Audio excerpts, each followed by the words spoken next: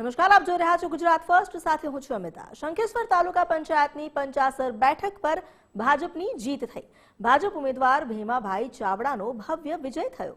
ભાજપ ઉમેદવારની જીતને પગલે પંચાસરમાં જશ્નનો માહોલ જોવા મળ્યો। ભાજપના કાર્યકર અને લોકોએ વિજેતા ઉમેદવારના વધામણા કર્યા। અબીલ ગુલાલ છાંટીને ભાજપના ઉમેદવારની જીતની ઉજવણી કરાઈ। ભીમાભાઈ ચાવડાએ જીત અપાવવા બદલ જનતાનો આભાર માન્યો।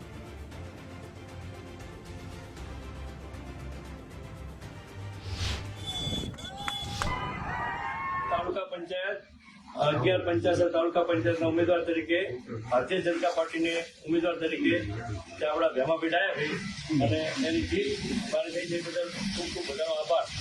આજે આ જીત એ ભારતીય જનતા પાર્ટીની વિકાસની રાજનીતિની જીત છે। સૌથી પહેલાં તો હું મારા પક્ષના નેતૃત્વનો આભાર માનું છું, જેમણે મને આ મેન્ડેટ આપી, સેવા કરવાની તક આપી।